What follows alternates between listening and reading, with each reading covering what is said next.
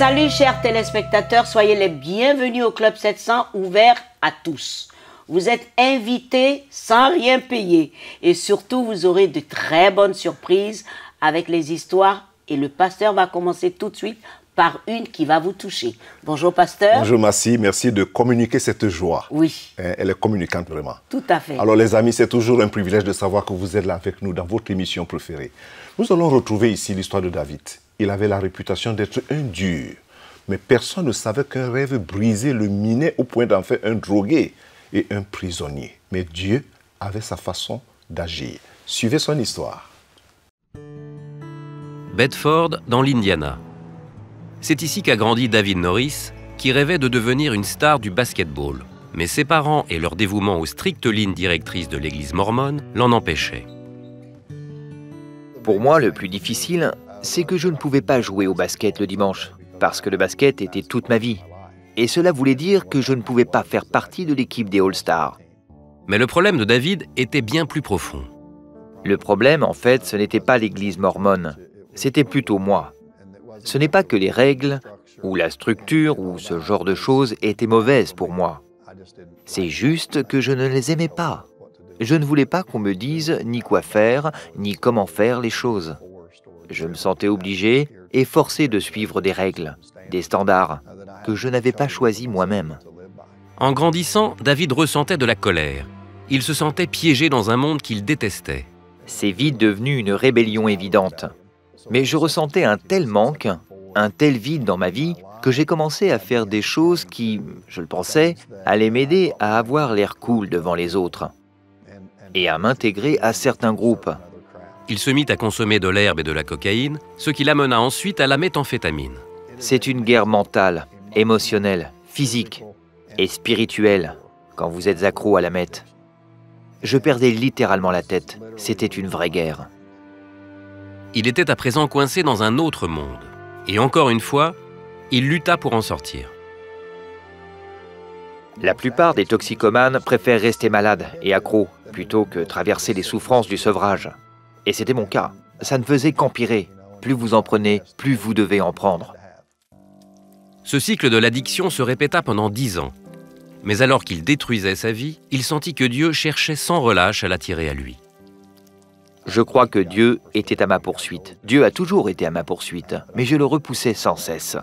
David fit un séjour de 9 mois pour possession de marijuana, alors qu'il était en liberté sous condition.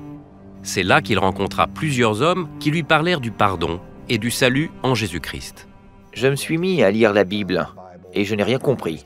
Je ne comprenais rien de la Bible. Elle n'avait aucun sens selon moi. Alors j'ai demandé à Dieu de m'envoyer quelque chose que je pouvais comprendre. J'ai été très spécifique avec Dieu, et c'était juste entre lui et moi. Je n'ai dit à personne d'autre. J'ai dit, Dieu, si tu existes, donne-moi une version de la Bible en bande dessinée. J'avais fait cette demande très sérieusement. Puis un jour, à l'heure du repas de midi, une Bible en bande dessinée fut lancée dans l'ouverture par laquelle les plateaux de nourriture sont passés. Elle tomba à mes pieds. Je n'en avais parlé à personne, sinon à Dieu. Alors, quand j'ai vu cette Bible, je n'ai pu m'empêcher de lui dire « D'accord, je crois que tu existes. » Si cela sut convaincre David de l'existence de Dieu, après sa libération, il retourna à son ancienne manière de vivre. Un soir, un de ses amis drogués, appelé Travis, fit une overdose d'héroïne. David se retrouva face à un choix. Soit je jetais l'héroïne que j'avais dans ma poche et j'allais aider mon ami, soit je gardais mon héroïne et je l'abandonnais là, au risque qu'il meure. Le plus triste, c'est que j'ai choisi de l'abandonner. Le lendemain, il m'a téléphoné et je lui ai dit « Écoute, je suis désolé d'avoir fait ce que j'ai fait hier soir. » Il a répondu « Tu sais, ce n'est rien. J'aurais fait la même chose si j'avais été à ta place. » Ces paroles m'ont secoué au plus profond de moi. Non seulement parce que j'étais devenu comme ça, mais aussi parce que tous ceux qui m'entouraient l'étaient aussi. Nous ne pensions tous qu'à nous-mêmes. Nous ne nous occupions que de nous-mêmes. À ce moment précis, ça a touché quelque chose en moi. Il m'a alors demandé « Tu veux de l'herbe ?» Et j'ai dit « Non, Travis, tout ça c'est fini maintenant. J'ai arrêté l'héroïne et ça a été horrible. » Mais il se sentait toujours vide, toujours en alerte. toujours à la recherche de quelque chose de meilleur. 4 mois plus tard, il décida de lire la Bible à nouveau. Quelque chose est venu derrière moi et m'a entouré dans ses bras pour me consumer. Je me suis mise à pleurer.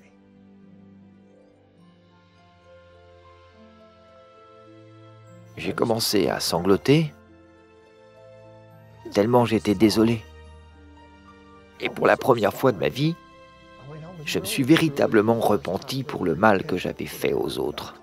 Ce n'était pas que je disais « Seigneur, je suis désolé que ma vie soit si mauvaise ». C'était plutôt « Seigneur, je suis désolé que la vie des gens qui m'entourent soit si mauvaise à cause de moi.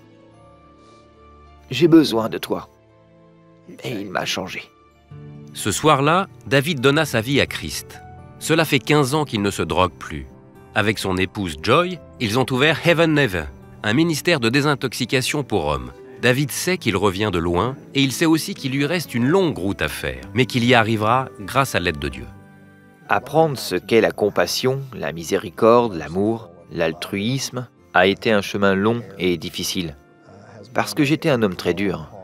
Mais en même temps, Dieu utilise ma dureté pour que je puisse supporter des hommes qui sont comme je l'étais avant. Qui d'autre mieux que moi pourrait comprendre ce qu'ils traversent, ce qu'ils pensent? J'étais comme eux. Pour moi, en ce qui concerne ma vie, je pense qu'il en est de même pour la plupart des gens. Dieu dit, « Je ne me soucie pas tant de changer tes circonstances que de te changer toi. Ce n'est que cela qui me préoccupe. » Oui. La rébellion s'arrête à un moment donné. À un moment donné, face au mur, tu n'as pas d'autre chose à faire. Si tu es intelligent, tu cries à celui qui t'a créé. Il faut juste baisser les bras. Oui, oui, dire j'en peux plus. J'en peux plus, je ne veux plus lutter. Je ne veux plus lutter. Comme quoi, Dieu a toujours où il nous coince. Oui. Il a toujours un moyen d'arriver à ses desseins. Parce que pour lui, David, étant un dur, mais personne ne pouvait savoir. Mais c'est toujours, en fait, c'est toujours une histoire qui se suit et qui dit pratiquement, qui va toujours dans le même sens. Oui. Où Dieu nous amène au fin fond d'un mur. Oui. Et là, nous sommes obligés de l'écouter. En fait, David en voulait à Dieu parce qu'il avait un rêve, il voulait devenir telle personne et ça n'a pas marché, donc il n'était pas content. Et tout en faisant ces choses-là, il oubliait qu'il se faisait du mal à lui-même. Et là, ce que j'ai aimé dans l'histoire, c'est qu'arrivé en prison, quand il a enfin crié à Dieu, il a eu comme ces deux bras d'amour qui l'enveloppait. Oui, voilà. Et là, il a su que quelque chose de spécial était en train de se passer dans sa vie. Combien sont comme ça aujourd'hui, Massi? Oui. Ils sont plusieurs. Peut-être vous êtes du nombre. Peut-être vous aussi, vous avez tourné le dos à Dieu. Oui. Peut-être vous aussi, vous avez dit, vous ne voulez pas. Comme David. Comme David. Oui. Mais Dieu, lui, il ne change pas. Jamais. Et son amour est inconditionnel. Mais ne nous quittez pas.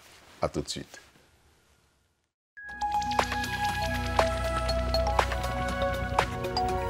Si vous avez des questions spirituelles, des besoins de prière ou même si vous avez besoin de conseils, n'hésitez pas à nous contacter aujourd'hui à cette adresse ou au numéro suivant.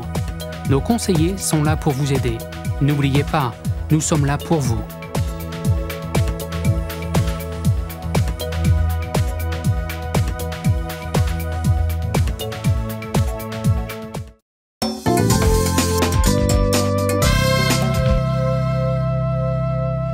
Bienvenue au Club 700. J'ai le plaisir de recevoir pour tous les téléspectateurs à travers le monde une jeune dame formidable qui s'appelle Karine Kalala Kalombo, que je reçois dans ce studio. Bonjour Karine. Bonjour Massi. Merci. Merci à toi. Alors, vous êtes ingénieure en finance, votre mari ingénieur dans l'industrie pharmaceutique. Tout à fait. Vous vivez ici en Belgique. Oui.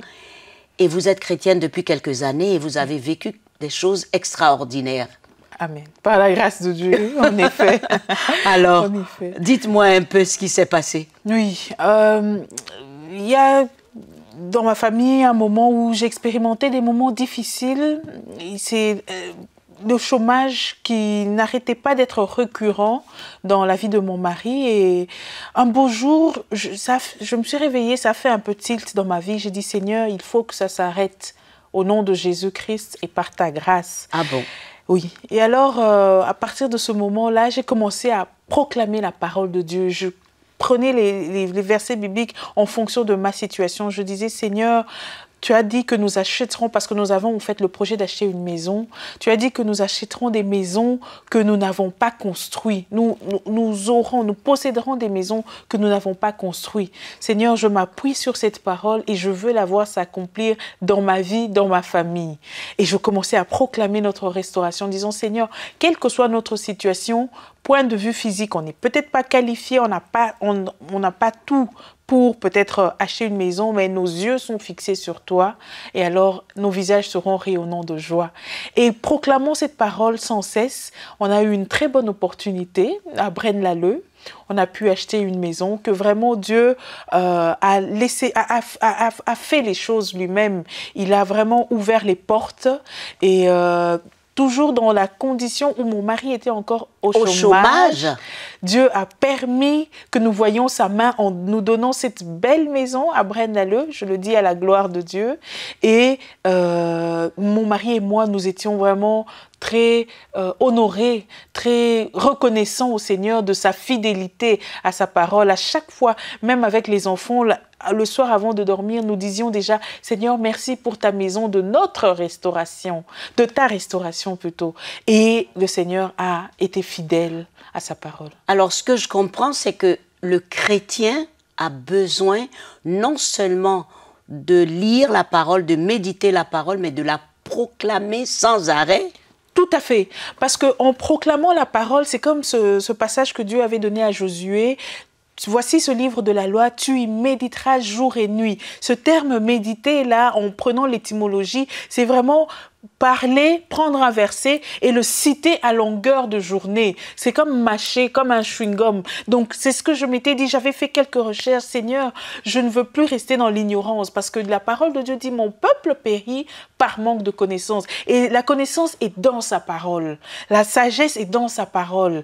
Et la Bible même dit, c'est la révélation de ta parole est claire. Elle donne de l'intelligence aux simples. Alors, je disais, Seigneur, dans cette parole, il y a tout. Parce que ta parole est une lampe à mes pieds. C'est cette révélation que j'ai commencé à chercher et quand je proclamais tout le temps, Seigneur, ta restauration, Seigneur, nous habiterons des maisons que nous n'avons pas construites. Donc, il y a même là l'idée de une maison que tu acquiers sans trop d'efforts personnels, par la main de Dieu, en fait. Afin que la gloire lui revienne. Exactement. Parce qu'il était au chômage. Tout à fait. Mon mari était au chômage et point de vue financier, on n'avait pas toutes les conditions, pas assez d'épargne en fait, mais on avait dit Seigneur, on ne va pas regarder à ce que nous avons, mais sur ta parole, nous jetterons les filets.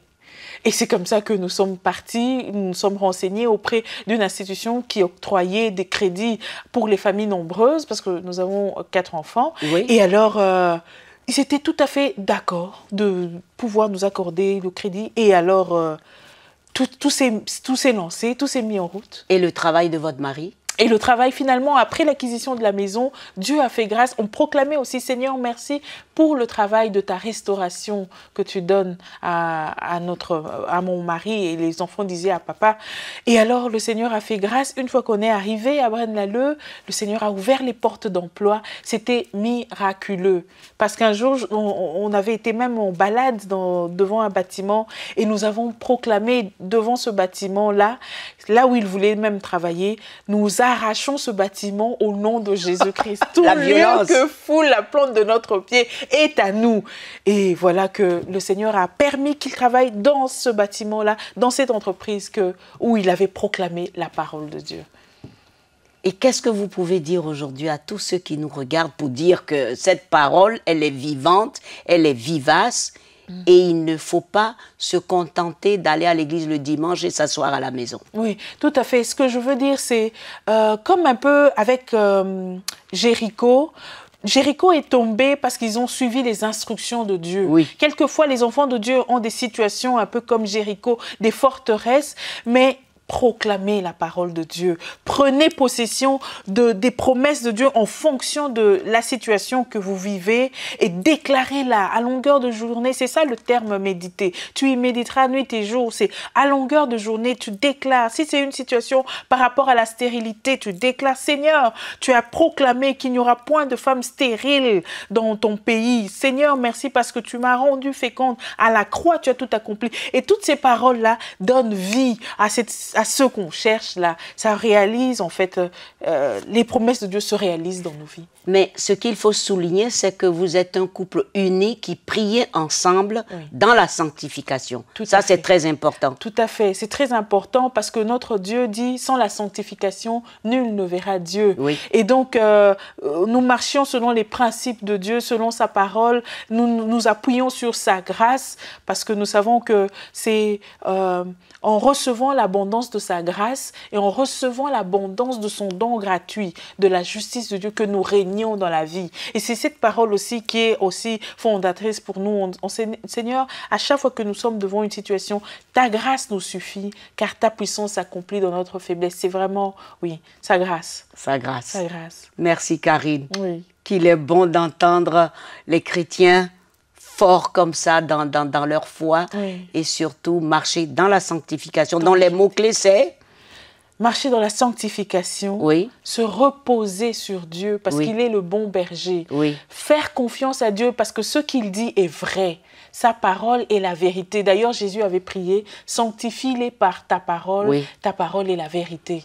Merci, que Dieu vous bénisse. Merci. Vraiment merci, vraiment merci. Mes amis, Madame Karine Kalala Kalombo qui nous a éblouis avec la parole de Dieu. Amen. Que Dieu vous bénisse. À tout de suite.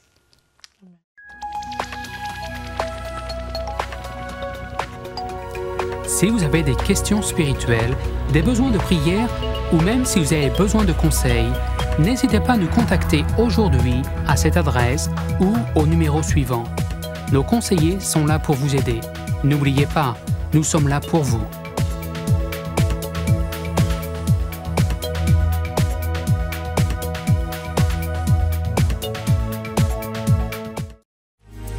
Découvrez encore plus avec Chris, Joy et Gizmo.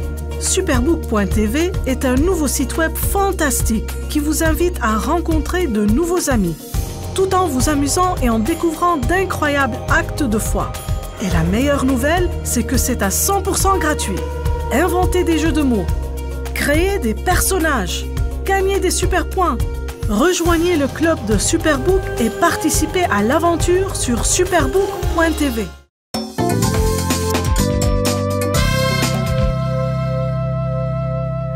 Toujours avec vous au Club 700, dans cette belle émission. Vous savez, il y a des plantes dont les feuilles et les plantes elles-mêmes se replient sur elles-mêmes quand se couche le soleil et qui se déploient à nouveau le matin lorsque aussitôt il fait chaud. Lorsqu'elles sentent la douce et caresse rayon du soleil, de cette manière, elles absorbent la vie du soleil, si nécessaire à leur croissance et à leur existence. De même, dans la prière, nos cœurs s'ouvrent au soleil de la justice. En même temps, nous nous mettons à l'abri des dangers de l'obscurité et nous pouvons croire que jusqu'à la mesure, et croire même jusqu'à la mesure de la stature parfaite de Christ. Par la prière, vous savez, nous ne pouvons pas changer les plans de Dieu comme certains semblent le croire. Mais l'homme qui prie subit lui-même un changement, dont les aptitudes sont imparfaites et dans une vie imparfaite, qui est la nôtre. Tend aussi chaque jour à la perfection. Quand nous prions, ce n'est pas Dieu qui change. En fait, c'est nous qui sommes transformés à son image et à sa ressemblance. C'est comme la vapeur produite par la chaleur qui s'élève quand le soleil sort de la terre, qui défie ainsi les lois de la pesanteur. Et cela, à ce niveau-là, dans les airs, tout est totalement différent. En fait, nos prières sincères, embrasées par le feu du Saint-Esprit, s'élèvent vers Dieu pour avoir remporter cette victoire et redescendre sur la terre, chargée de bénédictions divines. Qu'est-ce que je voulais dire?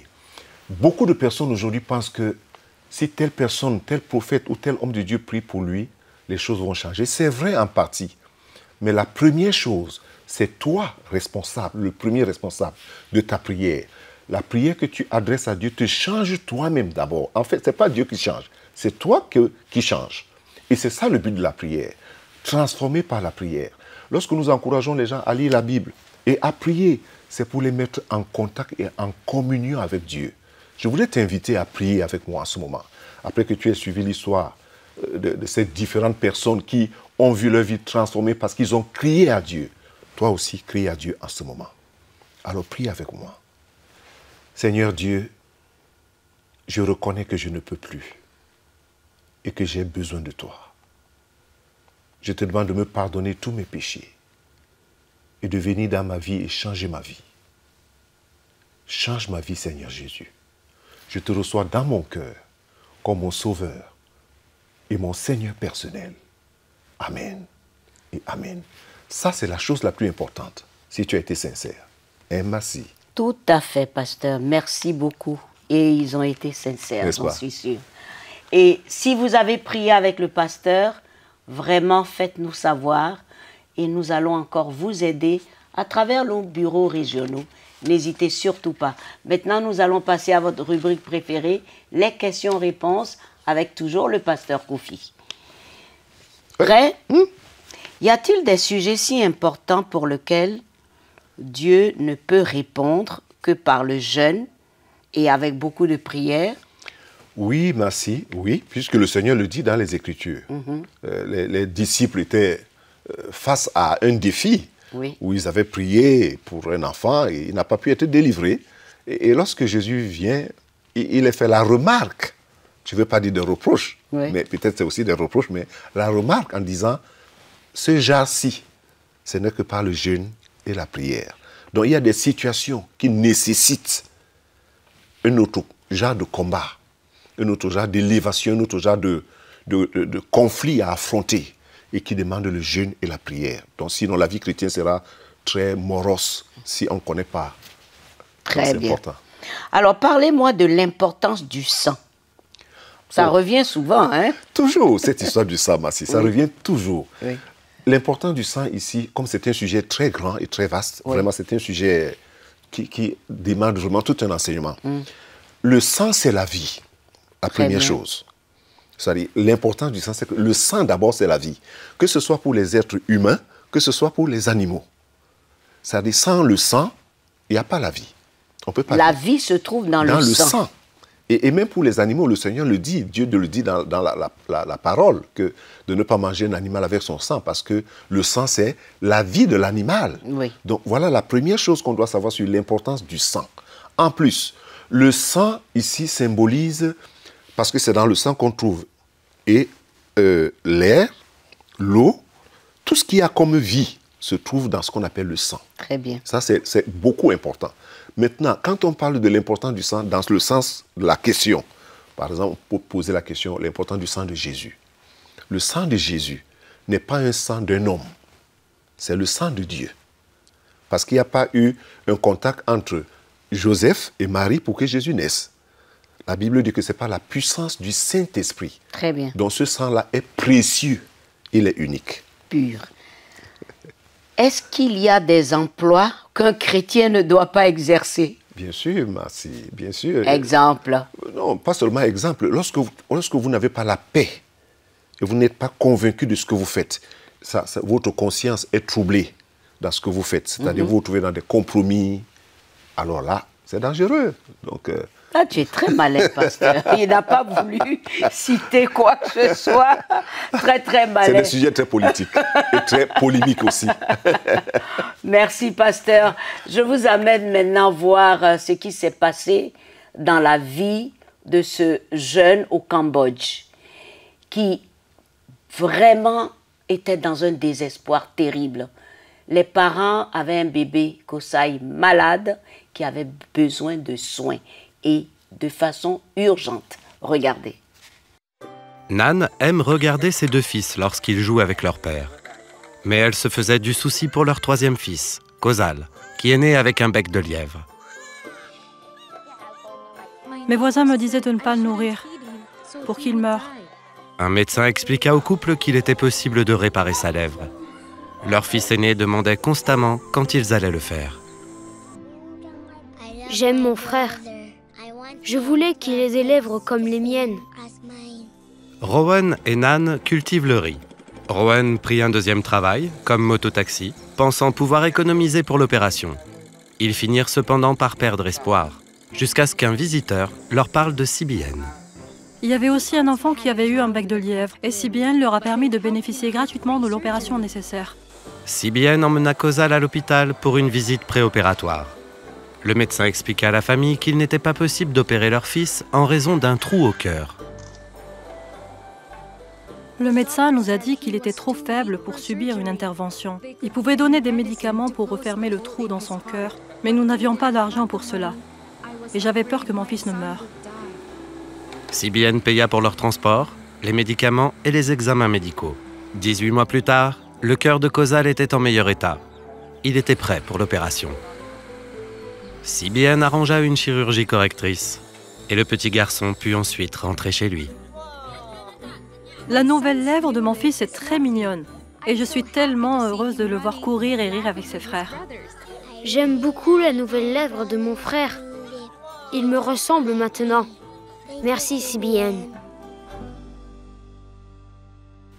Bébé Kosai avait 2 urgences. Oui, là, c'était un cas un peu plus particulier. Oui. Il était plus particulier par rapport à ce qu'on a l'habitude de voir, problème de bec de lièvre qui n'avait rien d'autre à voir. Non, non. Là, il avait un cœur défaillant. Qu'il fallait opérer urgemment, sinon il perdait la vue. C'était une urgence. Il perdait la vie, pardon, et ensuite s'occuper de la chirurgie esthétique pour le bec de lièvre. Et déjà que ça faisait un peu bizarre, là, parce que... Les parents ont su que l'enfant n'allait pas bien tout de suite. Dieu merci, CBN est vite venu avec le secours pour opérer.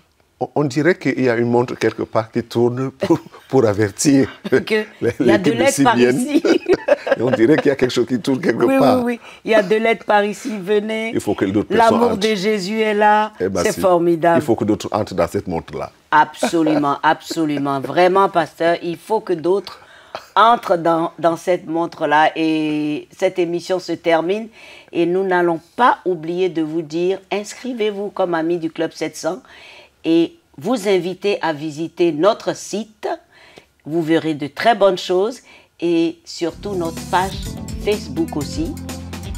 Et n'oubliez pas de nous donner des avis quand vous en avez, parce que Dieu aime cela. Que Dieu vous bénisse. L'émission est terminée. À très bientôt. Au revoir.